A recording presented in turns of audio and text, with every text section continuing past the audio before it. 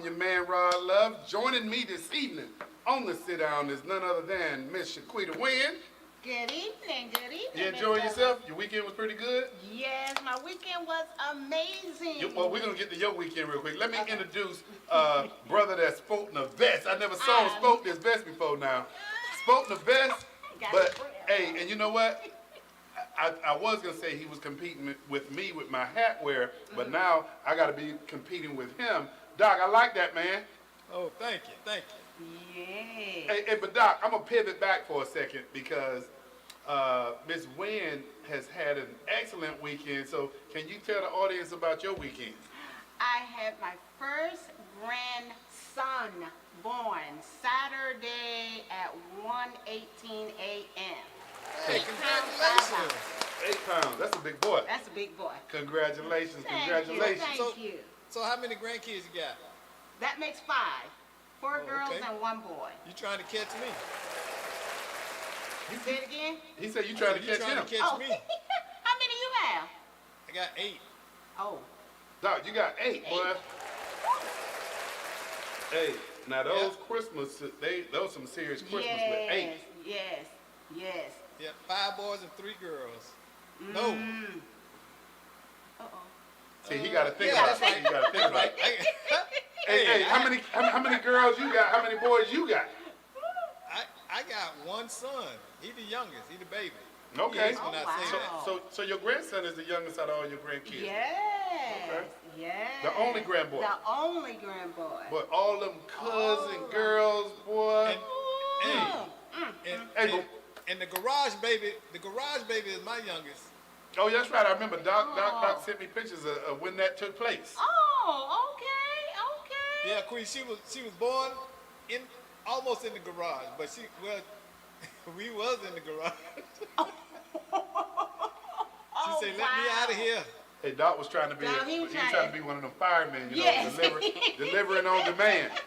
Hey, for those who watching the sit down, let me just go ahead and welcome you once again. You're joining the sit down. This is a program that takes place every Monday from 6 to 6:45 p.m. The intent of the sit down is to bring you closer to what's happening in you and your community. We invite guests to come on to talk about what their programs are doing, the services that they're providing, the catchment area. Last week, man, we just had so many different programs. Last week, did we have Mr. Ray Gaines in? We did. Excellent. And Mr. Ray Gaines was from the Fame House. Yes. Excellent job. But hey, if you're interested in coming on the sit down to tell people what it is that you're doing in your community, the services that you're providing, youth and family services, whatever it may be, please come and join us. Matter of fact, Doc, we're expanding because we also want to make sure that people understand what else is out there from a technological standpoint. Everybody's interested in saving money. If you step outside our door, or any door for that matter in Florida, you're going to say, man, it's hot as Hades out there. Yes, sir. And so with that being the case, we're going to have a guest. Hey, Doc, you know, Doc, I don't want to mess up his name. Jared or Jarrell? Jarrell. And Jarrell is with what company does he represent? You would ask me that, and that's not. Well, let me just say this for everybody. For those of you who are looking at your utility bills and you're saying, man, $300 a month, $400 a month, and you just getting to the point to where you're saying, man, where is this going to end? Well, we're going to have Jarrell come on the show. Okay. He's with a solar panel company, and he's going to let you know how you can actually save money.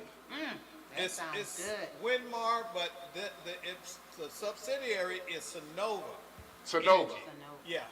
And, So we're going to have Jarrell on here in the next few weeks so that he can come on and basically tell people what's available to them. People have heard about tax rebates for getting these solar panels on your home. That would be a first reaction, but there's some other things that you got to take into consideration. But man, our objective is to bring to you all the information possible so that it benefits you and your family. We ask you that you continue to tune in, but you can always call us too. You can call into the show at area code 321-483-7002. Once again, 321-483-7002. And like the famous Greg Jackson, attorney Greg Jackson would normally say, let's get it on. Hey, so what do we have popping? What do we got popping today? Oh, Mr. Lowe, we have a lot to discuss today. We have a lot of things that's on our agenda that's going on in our urban black community that some of our kids are facing. Okay, well, one of the things, and I guess I'll start the argument a little bit when we talk about some of the challenges, and I like how this is framed up, Doc. The sit-down plan 2025. Yeah, you know, I looked at this, and when I was doing my research, what I thought about was the fact that the Democrats say that they have a plan, and Donald Trump says he has the 2025 plan. So I see the sit-down in conjunction with Florida Economic Consortium being the structural or the hub for what we can do in the community. See, one of the things is that we have to have a game plan. You played football, You're you right. played college football. Your coach never took you into a stadium without y'all having a game plan. You're right. For far too long, people in our community don't have plans. They say we need to do something about crime. They have a meeting, and they say, well, what's the cause? We ask the same questions over and over at the same type of meetings. And You're we right. need to structure, we need to do triage. And if you don't know what triage is, it means that we identify what is causing the most harm to our community. So this list that we have, the sit down 2025, it addresses some of those specific things. Now we can't, like you said, we can't cover all of them today, but it's a significant number on there that many of the organizations that do come on the show are able to address and tell us how they are impacting the community. You're right. Through And you know what, Doc? And I'm glad something that you said, and I don't want to put Ms. Wynn on the spot right here, but I do know your husband likes football. Yes. And so, Doc, when you use the vernacular game plan, you know, you got to have a game plan. In order to have, I'm gonna see, you know, Mr. Alvin, I'm gonna test your wife to see if she's been watching you when you watching them football games. And Doc, you may know where I'm going with this, but in order to have a game plan, and you said it, Doc, when I played college ball, we had a game plan on Saturdays. Okay. But what did we do leading up to Saturday? And don't help her, Doc. Don't help her. What you have? So Saturday before we went into the Coliseum Okay. and we executed our game plan, what did we have to do leading up to Saturday? You had to practice. Oh, there you go. Hey, see, Alvin, you be proud of your wife. Not only practice, but they had to research the opposition. What's their Oh, weakness? okay. Hey, see, It's now, study film. now Doc talking about that watching game film. Yes, the Yeah. film. So Okay. so how can you play your best when you don't understand what it is that the other team is good at? Hey, I'm gonna start calling you Coach Doc, cause Yeah. now you, hey Doc, Because- now you know what? I'm gonna sit back because here's something that I'll be glad. You know, great leaders already understand this. Great leaders understand when there's a time to follow. Sit Correct. back and And follow follow and listen. and listen. There So you go. Doc putting his coaching hat on. So go ahead, Doc, because I'm gonna let you coach us through this. So now you know I'll Look at take it. Tom Landry. Okay, let me Tom tell you. Landry. Okay, Hey, so I this didn't is even where- know you knew. Hey, this is where I would start this conversation. I would take a step back and look at historically what are the greatest repeating crises that occur time after time, generation after generation, in our community. okay? And what are the things that we can address? Yeah. So, I would look at what are we doing? What are we doing that helps keep us down? And the number one is that we've got to address the problem of crime within our own community. It's You're not right. it's not specifically a law enforcement issue. It's a Right. societal and a social grouping issue. And we have to understand that. When we don't tell on John breaking in the neighbor's house, we are condoning Right. and validating John's actions. You're right. We have to take responsibility for our own community. Because Right, guess but what? It's like when I lived in Pine Hill, I used to tell them we have community meeting. White people don't go, drive across town and throw trash alongside the highway over there. They don't come in the community and leave junk in your yard. Right. Right. You have to self-police. We have to have a community standard. We no longer have that. So but when it comes, You got to jump in with Doc. You better jump in. hey, but go ahead. okay, so when it comes to the crime in your neighborhood, you hear a lot of I don't want to get involved because they're afraid of retaliation on them. So how do we get past that? Trying to tell on little Johnny. Well, you make sure that you put little Johnny away for a long time. And you do that by standing together. That's the key. Well, that's the key then. And so you can't stand together when you don't know who lives next door to you. That is true. And you can't stand together when the community doesn't have a standard of conduct, an expectation. You get what I'm saying? Hey, Doc, so let me ask you this. Is this part and parcel of the conversation of talking about the social contract? Right. We have to have a social contract. And that social contract legitimizes the concept of that we're giving up some individual freedoms so that from a moral perspective that we're saying, crime is not right. Correct. Right. Correct. And we can even go biblical, Doc, if you would, when you talk about killings that are taking place. So what you're doing is you're having a conversation and you're taking you're drawing a line in the sand and basically saying, this is my community.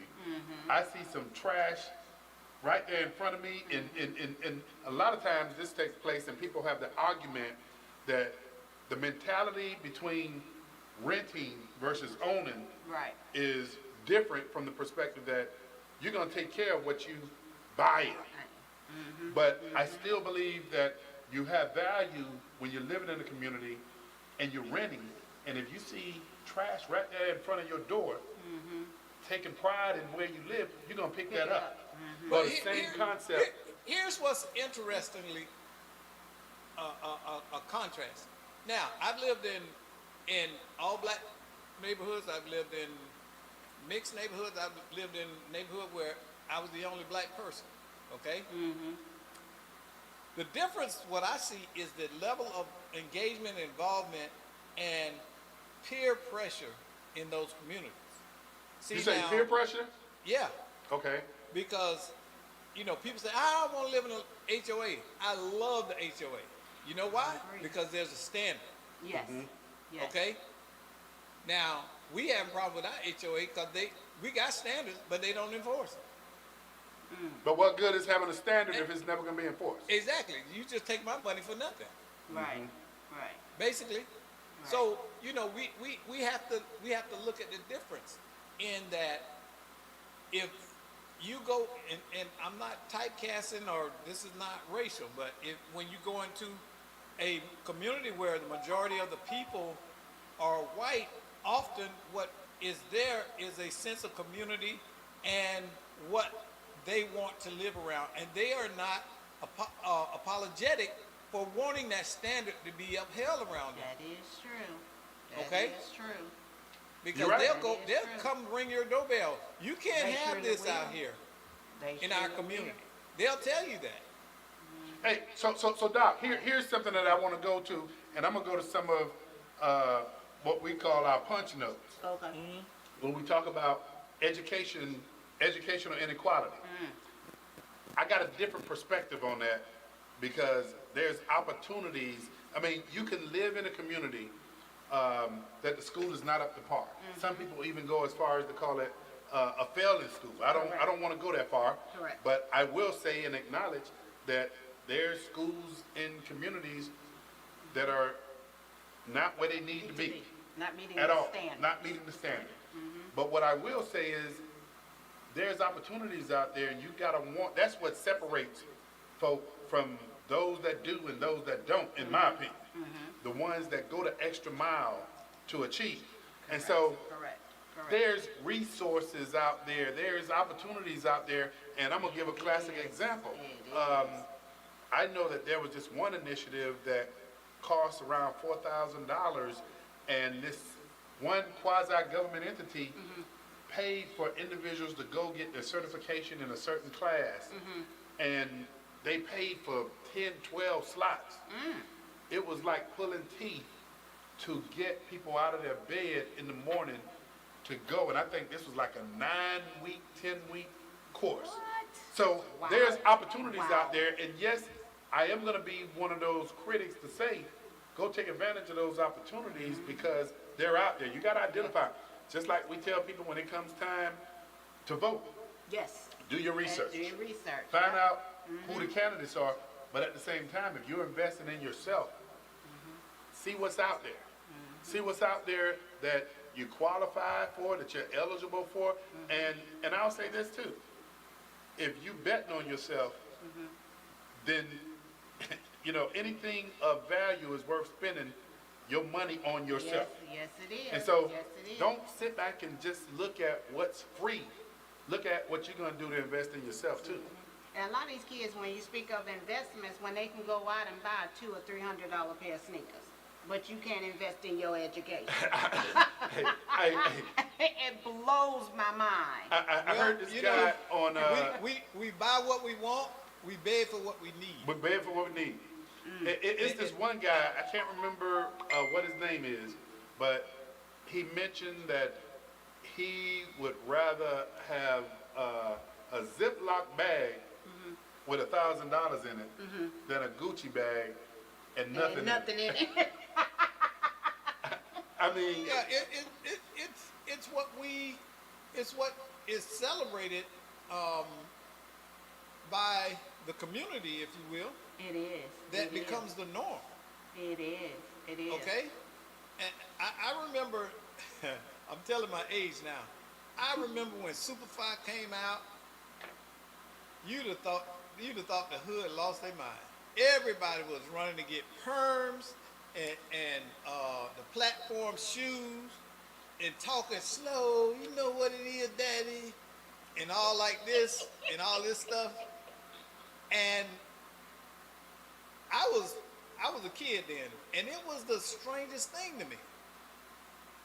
It was the strangest thing because I had never seen everybody start acting like this certain behavior. Then it came into gold teeth.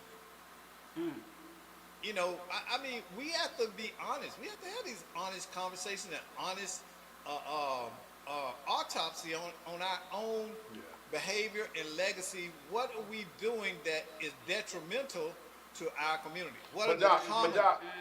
I hear what you're saying, Yeah. but here's my question to you and Ms. Wynn. Okay. You just mentioned us performing an autopsy. Go ahead and Yeah. let people know what that is first off. Okay, autopsy is a scientific examination without any bias or motive in honestly acting what went wrong. Why is this wrong? What did it do to get our body here? What caused our demise? So And when as a result of that autopsy, you look at the science of the, and as Doc is mentioning, it's objective. yeah. But you look at that, and then you determine if I were to do this, effectively and reasonably, it's expected that I'll get this other result. So when you look at autopsies, because we did a autopsy back in 2017, Greg Jackson, Yeah. Dr. Randy Nelson, Mary Nelson, the Apopka community. When I say Apopka community actually came out and talked about what they'd like to see in the community. They identified problems in the community. They came up with solutions. But Doc, here's my question for you and Ms. Wynn. After you've done the autopsy, after you see the results, after you come back with the recommendations that would likely or reasonably make a person believe that if you do this, you may not solve all the world's problems, but it's reasonable to say that you can move the needle in the direction that you'd like to see. You can save more lives, get more kids educated, increase the trajectory of people's lives, better health care. So once you do the autopsy, And then you can't, and here's the key. You can't do the autopsy with the agenda of getting the data that you want, Right, right. you're right. okay? Right. Like today, okay? When we were talking on the phone, Rod, we talked about the murder rate. So I instantly went to that information, and guess what? It's crazy. African Americans in the latest FBI statistics was 49% of murder victims in the United States. And what percentage of the population are African Americans, Doc? I think, what are we? 16? 16, 19, but it hovers, according to who count, I guess, between 16 and 20. That'll be the range. But here's the thing about that. Every other racial group combined made up the 51% of the 21,000 murders that year. I think it's 20. I think the number's from 2021. I want to say. Wow. And you know, so we got to be honest about these 20. No, it's 2020 statistics. Hey, we hey, have to and- have and- these and just an honest update. conversations. As it relates to 2022, African Americans make up approximately 15% of the United States population. Okay, Wow. so we are 15%. That means that what? 85% is others, other than us. So if At we, one if point, if we we, were if we, higher. Yeah, and we need a now- population drop. Yeah. now look, most crime is what? What is most crime? What you saying? Shooting? Property crimes? No. Most crimes are intra-racial, meaning the crime is perpetrated against someone of the same race. Crime statistically does not cross color lines. So if you got 21,000 murders, then more than likely you got 20,000 killers. So you're looking at 50,000 people wreaking havoc and trauma in our communities nationwide. And Doc, if we just stick to, because we're talking about homicide rates, right? Right. Okay, if we stick to that, and Doc gave the number, that's worthy of a conversation, that's worthy of action. But then, and here's the other side of the coin, Doc, that I was saying. When we get real specific, there's no going around the edge. I mean, Doc gave the number, and it is what it is. We need to figure out why is this happening, and how do we impact and Exactly. influence it not happening. So when we say black lives aren't valued, and we know that the statistics show that most crime is race to race, the same race. What does that say about how we view ourselves, our lives? We put less value on black lives than anybody. So we need to clean up our house. Why is it so okay? It's so okay. You know, See, Doc, this is, That's a whole nother and what, conversation. yeah, this is a whole nother conversation. That is. And It really is. you know, when I venture this- down this path, I know and understand my level, if you would, of being comfortable with my expertise. When I go down this path, I know the person who can respond to this stuff like the back of their hand, Dr. Nelson. But Yeah. here's the other side, and Doc just opened up this can of worms. So we're gonna go fishing a little bit. I'm gonna pull a couple of these worms out. Okay. But when you talk about Black Lives Matter, here's my criticism of it. Well, let me say first and foremost, man, yes, Black Lives Matter, all lives matter. Yes. But why is it that when we see shootings in communities, why we don't see the value of Black Lives Mattering with that same group getting out there and just like, you know, you would march if there's law enforcement engagement in an incident, why don't you use that same energy in communities where you see violence and it's violence against other black folk? Yeah. But then I think that also comes back to Mr. Love, where I said earlier, they don't want to get involved. But you know what? I mean, I- at the end of the day, getting involved makes your community safe. It does. It really does. But with the older generation, they're like, mm-mm. But the younger people, as they say, I'm not gonna squeal on you. You know, you rather not be a squealer, but you rather know that individual than went and harmed someone or killed them, and you're not gonna say anything. And I always teach my kid, what goes around comes around. And we got to do just like what you're doing right now. We got to continue to have these kind of conversations. Yes. But I'm like you, and- Doc, or living while- in and a while- neighborhood where I'm the only one of color, it is different. And like I say, the neighbors will come knock on your door, and if something is not right, they will tell you. And it's like, whoa. I'm not trying to be the comedian, but Doc, Huh? I'm not trying to be a comedian, but man, you know, in Winter Park, Windermere, I mean, you name it. If there's a shooting, which is very scarce Yeah. in certain communities, when that takes place, hey, Mr. Smith, OPD, Sheriff's Office. You asked me about the shooting here in Windermere, Winter Park? Oh, he did it. She did it. Hey, guess what that does to the crime rate in that community? Down. Yes. Yes. You know? Exactly. Hey, But here's Mr. Polite, can we look at your Camera? home cameras? We had a burglary across the street here, and we like to solve that crime. Mr. Polite, because Mr. Polite live across the street. Mr. Polite be like, wait, hold up. If a burglary took place over there, that person's still out there free. Mr. Polite can be like, how much video you need to watch? Yeah, Want me to start exactly. it over? Exactly. Yeah. And as it should be.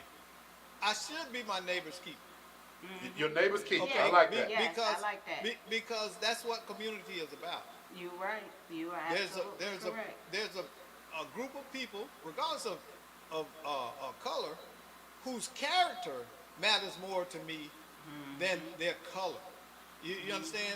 I want to be around people who espouse and embrace the same values that Right. I do. Right. You know what I'm saying? And So color that- goes out the window. Yes, it Right, does. right. So it doesn't matter to me. You know, and one of the things in looking at these numbers, see, the thing I love about numbers is they can be manipulated, but they don't lie. Counting, you can't lie about counting if you count, okay? Here's the thing. Last year, 359 people were killed, African American were killed by police. Nationwide. That's 27%. How many? 359. Okay. Of the 1,200 and something odd people that were killed, 359 were African American. Now, hold that number up in contrast to what African Americans killed each other. We got what, 21,000? You understand? So why is the outcry so loud against the police, but it's not matched about us killing each other? Yeah. See, and so it becomes a problem. See, this is when that cognitive dissonance kick in most people. Well, they come up with all of these excuses. There is no excuse. You cannot explain that away. Why are blacks killing each other at almost, what is that, 20%, 20 times rate, higher rate?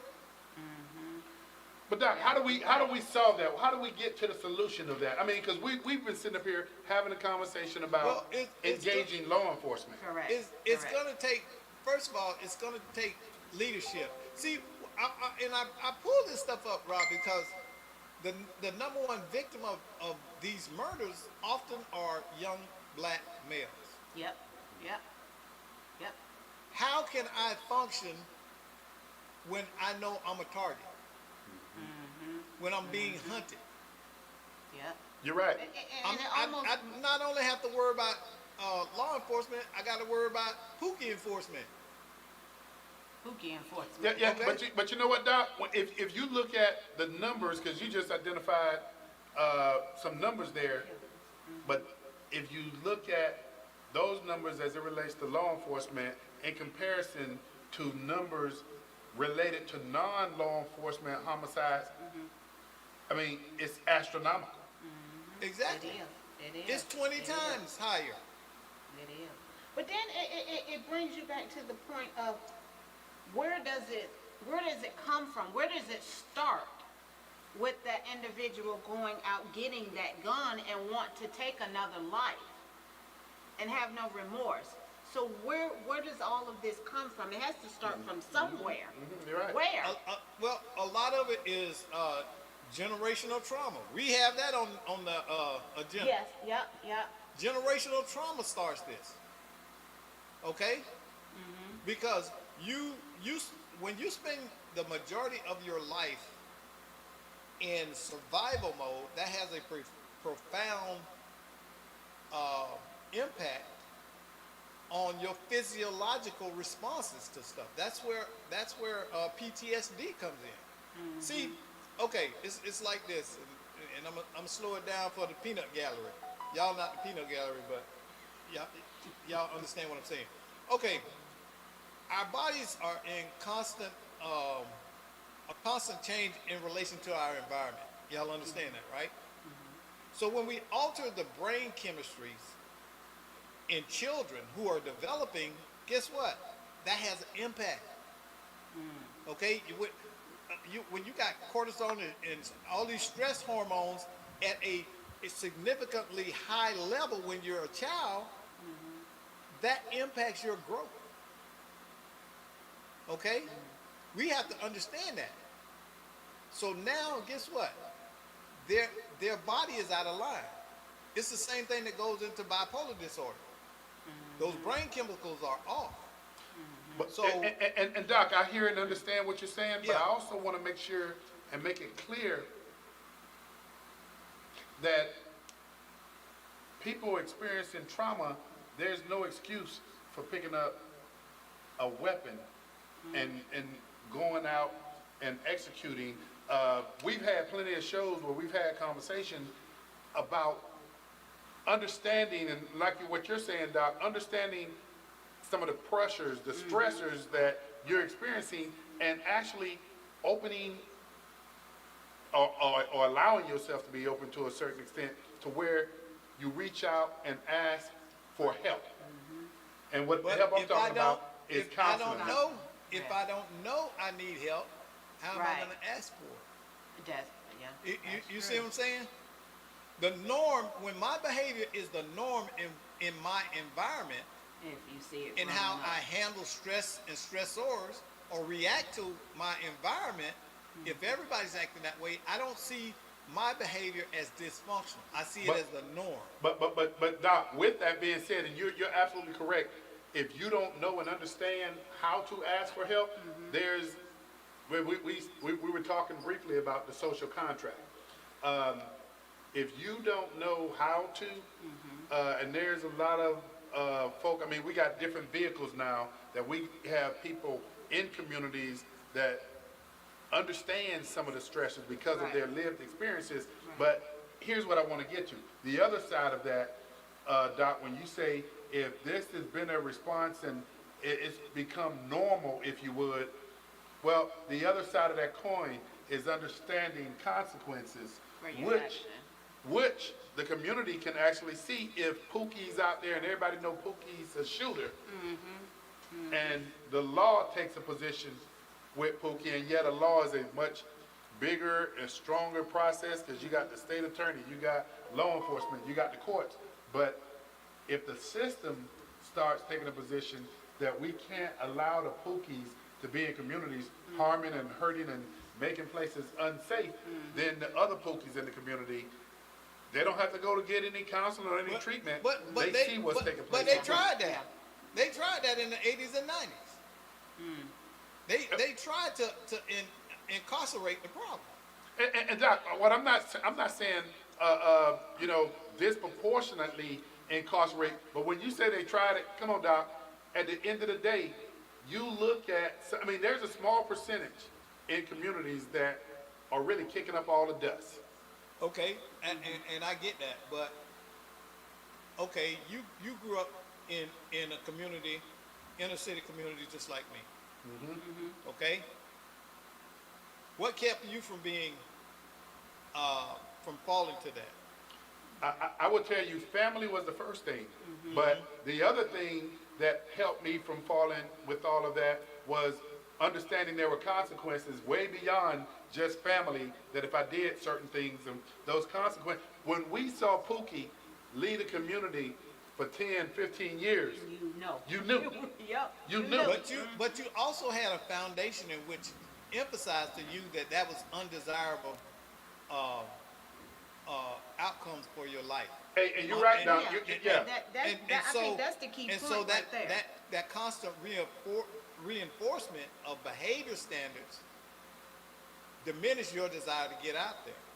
I'm sure that, you know, I think you came up when they first started wearing grills. Okay? you didn't go out there and get a grill. Why? My mama wasn't having it. That Huh? wasn't the look. Exactly. But you saw everybody. I remember going to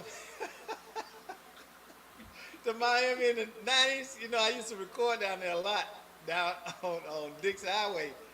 And it looked like everyone I ran into had gold teeth, had an old rat. And I'm like, what is this craziness? There's somebody, dog, you can get your grill. No, I'm not, no. Yeah. And so what that was because that was the standard. Everybody wanted. But you know, back then when you see somebody with a grill, your first thing was like, they out on that street some kind of way. You know, you kind of have that perception of people when they wear or do certain things. You know, you shouldn't judge a book by its cover. And you're absolutely correct, because with some folks, it became more of a culture. It ain't judging a book by its cover. If you see a duck and it's got feathers and it's swimming around and it's quacking, what is it? It's a damn duck. I'm not going with Doc. I'm not. But Doc, something that you said. Let me back up. And there was something that you said that I gotta go ahead and make sure I emphasize. Doc, you said, what was it that really stopped me from getting involved in and I told you family was the first thing. Right. Knowing that there were consequences way beyond my family was the second thing. But Doc, here was the other thing, man, as I think back. There was 4-H. There was the Boys and Girls Club. There was the church. All of these entities were in the community, and all of them meant you well because they kept you busy with something positive and productive. And so, Doc, it was a number of other things besides family and the law that kept me from getting involved in some other things. So do Now, you think in that the some of the 70s, things that the community are missing? Going back to what Doc said before, not necessarily missing, but I think as we progress forward, I think we haven't been doing enough game planning. Okay. We haven't been doing enough practicing, if you would. And I'll say it like this.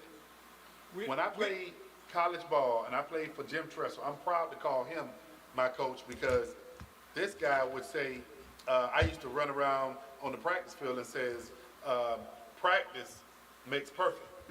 And Coach Tressel would say, no, Rod Love, practice don't make perfect. Perfect practice makes perfect.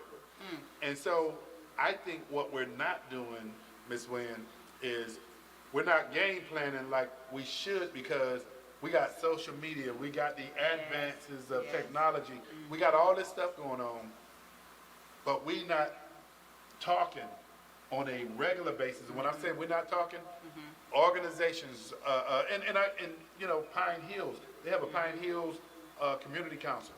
They've been regularly engaging and talking about how to improve their community. They're doing a great job of that. Right. But I think we need to continue to do it across the board. One of the things, and I want to say this, one of the things we got to stop doing too in our community is looking for approval from others. Yeah. This is a problem. And every time I hear somebody say, oh, so-and-so became the first black this or the first black that, it just makes me furious because it's almost in a negative way, implying that somehow black people are not capable, or we're expressing surprise that they are, there's a black nuclear scientist. Why should we be surprised? Why? I'm not surprised. I know we're well capable of it as a race and as a people. We're very creative. When the playing field is level, we run most people out the gym. Right. That's the honest truth. You're right. When you study history and you look back at segregation, what you actually find is many of those black settlements and towns were so prosperous that they neighbors came and destroyed them. Yes. Out of jealousy and anger. Yep. Yeah. Doc, What what you're was- describing, what was the glue? but what Doc describing is, when he talk about leveling the playing field, you're describing moving the field goal. When you know how to kick that perfect field goal, and then somebody comes And move the field goal. And move the field goal. You like, now what the hell? What move? Yeah, I'm not playing yeah. football. You're not playing. You're right. You're right. You're cheating. You're constantly cheating because you're reframing the game. If you let it stay the way it is, I win every time. Think about this. Wilt Chamberlain came into the league. It's so many rules they changed in NBA basketball. It's not funny. Yes. There was at least 25 rules made because Wilt Chamberlain came into the league. Hey, but Doc, they're changing them for economic reasons. Think about the NFL and how they used to line up for the kickoffs, and it gave enough time for the person receiving the ball to see the lanes, and now they've moved it up so that they can actually kick the kickoff beyond the uprights, so a person can't even catch the ball. They're gonna break it out at the 20-yard line. Yep. And they devised that because players were saying they were getting hurt on the kickoff returns. Think about quarterbacks, Doc, how they made all the rules. You can't really play football. Yeah, you can't even. You almost just have to wave at the quarterback now. Yeah. You can't hit him. Say, "I touch you." They playing touch with the quarterback now. Yes. When I played in school, the thing was who was the number one target? Quarterback. Who's gonna ring his bell? Who's gonna hit the hardest? Hey, and Doc, a lot of it in basketball and football is play acting. It is. If you act like somebody, yeah. Yeah. Oh yeah. Hey, That's so why they be talking. Doc, I see we got a minute left. But this is a conversation, and for those of you who joined the sit down, this program takes place every Monday from 6 to 6:45. We invite community organizations to come on, let communities know what services you're performing in the community, how they can get referred to your program. Does your program cost anything? I mean, we're asking all the questions, but the one question that we're asking everybody, how effective is your program? We don't care how many people you serve, it's the outcome. Yes. Exactly. So, with that being the case, It's quality over once again, quantity. want to thank everybody for tuning in to the sit down. Dr. Light, as always, man, it's a pleasure seeing you. Like that brim, like that vest set up, brother. And Miss Wynn, continue to do all the great work that you're doing. And until next Monday on the sit down, please come and join us. We welcome you to participate in this conversation. We'll see you next week. See you later.